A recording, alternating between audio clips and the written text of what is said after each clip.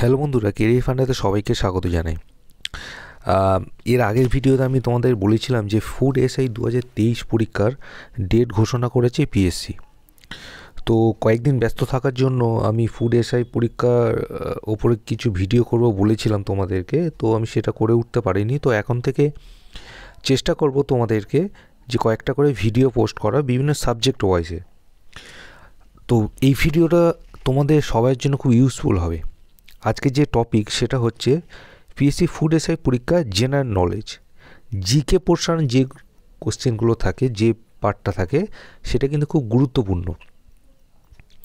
তোমরা হিস্ট্রি বলো, জিওগ্রাফি বলো, সায়েন্স বলো, কারেন্ট অ্যাফেয়ার্স বলো, এইগুলো সাধারণত তোমরা পড়লে বুঝতে পারবে কোনগুলো আসছে। কিন্তু জিকে পোর্শনটা অনেকের কাছে একটা কঠিন লাগে, কারণ এটা একটা ভাস্ট সিলেবাস, এর কোনো লিমিট নেই। হিস্ট্রি বলো, জিওগ্রাফি বলো, সব কিছু সিলেবাসে একটা লিমিট আছে, কিন্তু জিকে কোনো লিমিট নেই।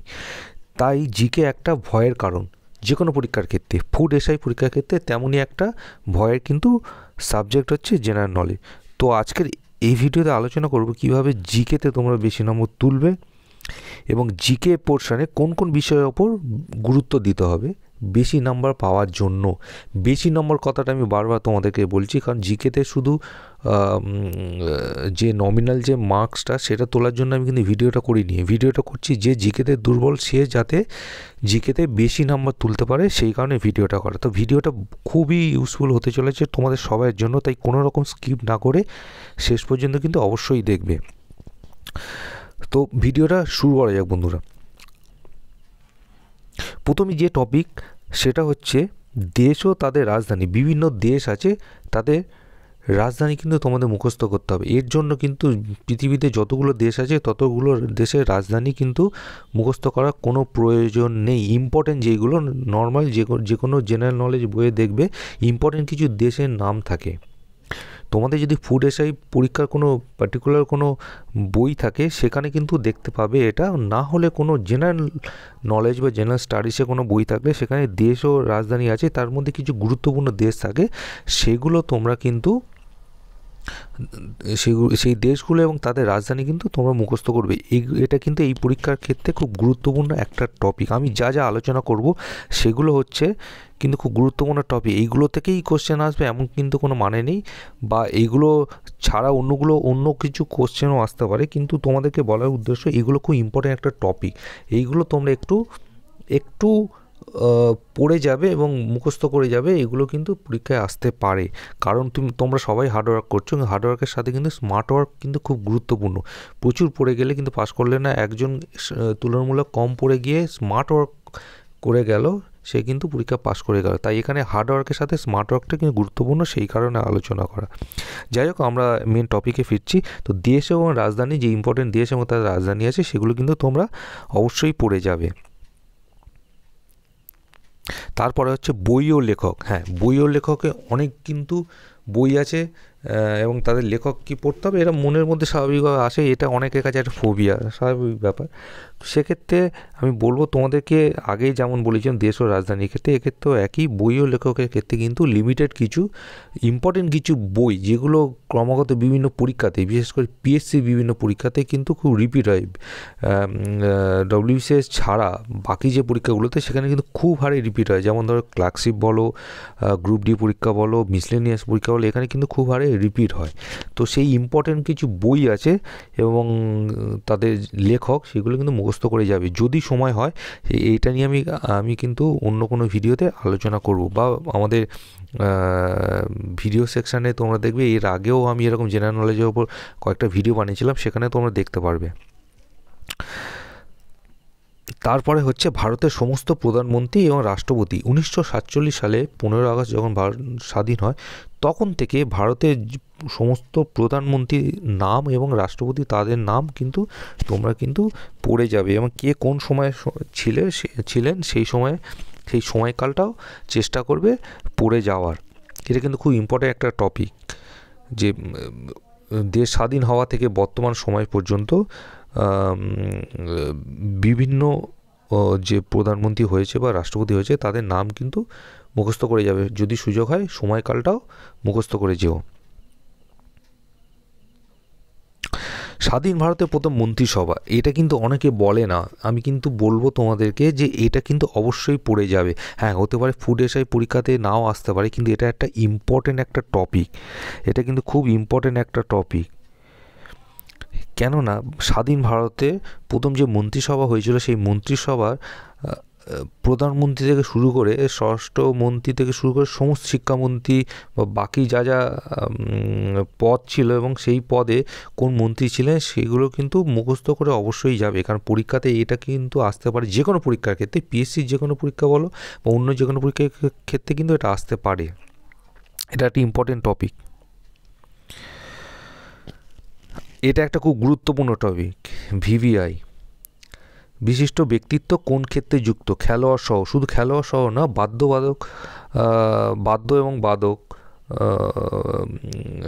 কোন ক্ষেত্রে যুক্ত, কোন ব্যক্তিত্ব কোন বাদ্যযন্ত্র বাজাতেন, যেমন হরিপ্রসাদ চৌরাশিয়া বা ধরো তোমার বিসমিল্লা খান কোন বাদ্যযন্ত্র বাজাতেন, বা খেলোয়াড় যদি বলে ধ্যানচাঁদ কোন খেলার সাথে যুক্ত, এরকম ধরনের বিভিন্ন যে খেলার সাথে যুক্ত ব্যক্তিত্ব সেইগুলো কিন্তু মনে রাখবে, একটা পড়বে।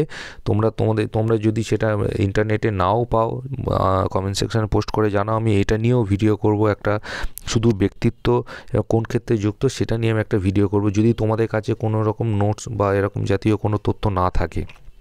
আশা করি তোমরা সেটা ইন্টারনেটে পেয়ে যাবে, বা বই যদি থাকে হাতের কাছে বইয়েও তোমরা পেয়ে যাবে, কোনো অসুবিধা নেই। যে কোনো জেনারেল নলেজ বইয়ে কিন্তু এটা অবশ্যই পাবে। এটা কিন্তু খুব গুরুত্বপূর্ণ একটা জিনিস, এটা কিন্তু তোমরা পড়ে যাবে, এর থেকে একটা দুটো কোশ্চেন আসবে, এটা ধরে নিও কনফার্ম। যাক, পরের টপিকে আমরা যাই। গুরুত্বপূর্ণ দিন সমূহ, গুরুত্বপূর্ণ দিন যেমন পরিবেশ দিবস কবে করা হয়, ক্যান্সার ডে কবে অবজার্ভ করা হয়, এইসব জিনিসগুলো কিন্তু আসবে। এবং যে কোনো জেনারেল নলেজ বই, যেমন আমি তোমাদেরকে এর আগেও বলেছি, জেনারেল নলেজ বইয়ে সেখানে কিন্তু তোমরা পেয়ে যাবে, এবং সবগুলো ডেট পড়ার দরকার নেই। প্রচুর ডেট থাকে এক একটা জেনারেল নলেজ বই, আমি দেখেছি অনেক ডেট থাকে, প্রতিটা মাসে কিছু না 8-10টা করে ডেট থাকে। অত ডেট মুখস্থ করার কোনো দরকার নেই। ইম্পর্টেন্ট যে ডেটগুলো আছে সেইগুলো কিন্তু তোমরা মুখস্থ করে যাবে, এখান থেকে কিন্তু একটা দুটো কোশ্চেন আসবে, ধরে নাও। নেক্সট হচ্ছে আবিষ্কার এবং আবিষ্কারক। বিভিন্ন আবিষ্কার, যেমন তোমার ধরো অক্সিজেন গ্যাসকে আবিষ্কার করেছে, বা কোনো হয়তো ইনস্ট্রুমেন্ট, মাইক্রোস্কোপকে আবিষ্কার করেছে, বা রেডিওকে আবিষ্কার করেছে, মোবাইলকে আবিষ্কার করেছে, টিভির জনক কাকে বলা হয়, এই জিনিসগুলো কিন্তু তোমরা পড়ে, ইম্পর্টেন্ট যেগুলো সেগুলো কিন্তু পড়ে যাবে, পরীক্ষাতে আসার সম্ভাবনা প্রবল। এরপরে হচ্ছে গুরুত্বপূর্ণ সংস্থা এবং তাদের সদর দপ্তর। গুরুত্বপূর্ণ সংস্থা এবং তাদের সদর দপ্তর তোমরা পড়ে যাবে, শুধু দেশের নয়, বিশেষ করে বলতে চাইছি যে ইন্টারন্যাশনাল যেগুলো, যেমন ধরো ইউনেস্কো, ইউনিসেফ, ইন্টারপোল, তারপরে ধরো বিভিন্ন যেগুলো আছে, ওয়ার্ল্ড ট্রেড অর্গানাইজেশন, WTO, বা এরকম ধরনের যে জিনিসগুলো আছে, ওয়ার্ল্ড ব্যাঙ্ক আছে বলো, বাকি যা যা সংস্থা আছে ইন্টারন্যাশনাল, সেটার কোথায় সদর দপ্তর অবস্থিত, কোন দেশে এবং সদর দপ্তর কোন জায়গায় অবস্থিত, সেগুলো কিন্তু তোমরা পড়ে যাবে। এইসব পরীক্ষার ক্ষেত্রে কিন্তু এটা খুব গুরুত্বপূর্ণ একটা টপিক। তো এই গেল আজকের ভিডিও। তোমাদের যদি এর পরেও যদি কোনো রকম ডাউট থাকে, সেটা কিন্তু কমেন্ট সেকশানে তোমরা পোস্ট করবে। যদি কোনো রকম নোট না পাও, সেক্ষেত্রে আমাকে জানাবে, আমি চেষ্টা করব তোমাদেরকে যথাযথ হেল্প করার। তো আশা করি তোমাদের সবার কাছে একটা হলেও জেনারেল নলেজের বই আছে। যাদের হয়তো সামর্থ্য নেই, তারা কোনোভাবে একটা জেনারেল নলেজের বই কোনোভাবে জোগাড় করো, পরীক্ষাটা দিচ্ছ, কোনোভাবে একটা জেনারেল নলেজের বই জোগাড় করলে সেক্ষেত্রে কিন্তু এটা খুব কাজে লাগবে। আর যদি কোনো পার্টিকুলার ফুড এসআই পরীক্ষার কোনো বই নিয়ে থাকো, সেটাও কিন্তু তোমরা অবশ্যই থরলি পড়বে। তো আমি তোমাদেরকে রেকমেন্ড করবো একটা জেনারেল নলেজ বই নিয়ে সেখানে জেনারেল নলেজ সব টপিকগুলো পড়ে নাও।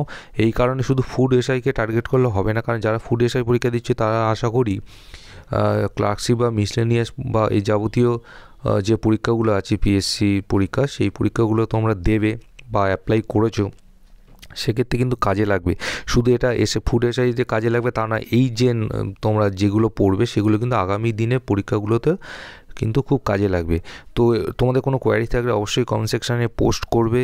আর যদি ভিডিওটা ভালো লেগে থাকে লাইক করবে, শেয়ার করবে। আর যদি আমাদের ইউটিউব চ্যানেল সাবস্ক্রাইব করা না থাকে অবশ্যই সাবস্ক্রাইব করে নেবে। তো বন্ধুরা, আসবো আবার পরবর্তী কোনো ভিডিও নিয়ে, সেখানে অন্য কোনো টপিক নিয়ে আমি আলোচনা করব। তো বন্ধুরা, ততক্ষণ টাটা, বাই বাই।